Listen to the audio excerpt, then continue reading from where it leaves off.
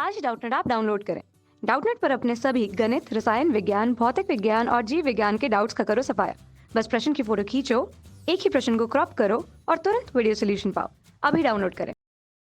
प्रश्न है ए, निम्नलिखित में से कौन विद्युत चुंबकीय तरंगों की उत्पत्ति का स्रोत हो सकता है? कारण दीजिए। पहला नियत वेग से गतिमान आवेश, दूसरा वृत्तीय गति करता हुआ आवेश, तीसरा स्थिर आवेश। प्रश्न बी है, विद्युत चुंबकीय वर्णक्रम का वह भाग बताइए जिससे पहला है 10 की घात 20 हर्ट्ज, दूसरा है 10 की घात 9 हर्ट्ज आवृत्ति की तरंगें संबंधित हो। उत्तर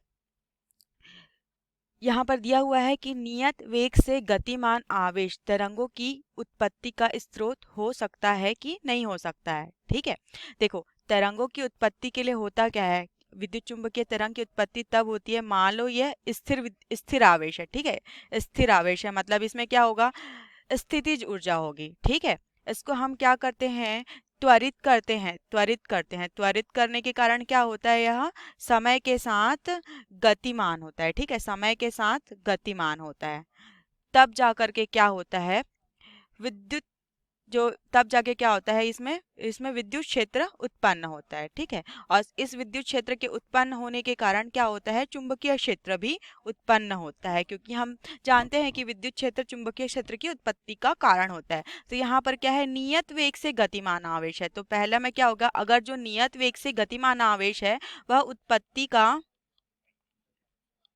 स्रोत नहीं होगा। क्यों नहीं होगा, क्योंकि इसको क्या है, समय के साथ परिवर्तनशील होना है। क्यों नहीं होगा, क्योंकि इसको समय के साथ परिवर्तनशील होगा, इस कारण इसका उत्तर तो उत्पत्ति का स्रोत नहीं होगा। दूसरा क्या है, वृत्तीय गति करता हुआ आवेश। ठीक है, देखिए तो जो वृत्तीय गति करता हुआ आवेश है वो क्या है, उत्पत्ति का स्रोत हो सकता है। ठीक है, उत्पत्ति का स्रोत हो सकता है। क्यों हो सकता है, क्योंकि जब क्या होता है कि कोई भी आवेश है, ठीक है, कोई भी आवेश है वो अगर वृत्तीय गति करता है, तो वृत्तीय गति होने के कारण इसमें क्या होता है, समय के साथ साथ परिवर्तन होता है गति में। तो क्या है कि विद्युत चुंबकीय तरंगे उत्पन्न होने के लिए क्या है, विद्युत चुंबकीय तरंगे उत्पन्न होने के लिए क्या चाहिए हम लोगों को, कि उस समय के साथ उसके वेग में परिवर्तन होना चाहिए। क्या होना चाहिए, समय के साथ गति में परिवर्तन होना चाहिए, गति में परिवर्तन होना चाहिए, तभी क्या होगा, उसमें विद्युत चुंबकीय तरंगे उत्पन्न होंगे। ठीक है, उसके बाद तीसरा क्या दिया है, स्थिर आवेश। तो स्थिर आवेश में तो क्या हो, स्थिर आवेश में बिल्कुल कोई भी विद्युत चुंबकीय तरंगे उत्पन्न नहीं हो सकती, उत्पत्ति का स्रोत नहीं है, क्योंकि स्थिर आवेश में क्या है, बिल्कुल भी हमारे पास विद्युत चुंबकीय तरंगे उत्पन्न नहीं होगी, क्योंकि इसमें समय के साथ परिवर्तन होना आवश्यक है उसकी गति में। ठीक है, अब देखते हैं अगला बी प्रश्न में क्या बोल रहा है आपको, बी प्रश्न में क्या बोल रहा है देखते हैं। विद्युत चुंबकीय वर्णक्रम का वह भाग बताइए। ठीक है, तो हम लोग को देखना क्या है, 10 की घात जो 20 हर्ट्ज है आवृत्ति और 10 की घात जो 9 हर्ट्ज आवृत्ति है वो कौन सी तरंगों से संबंधित है।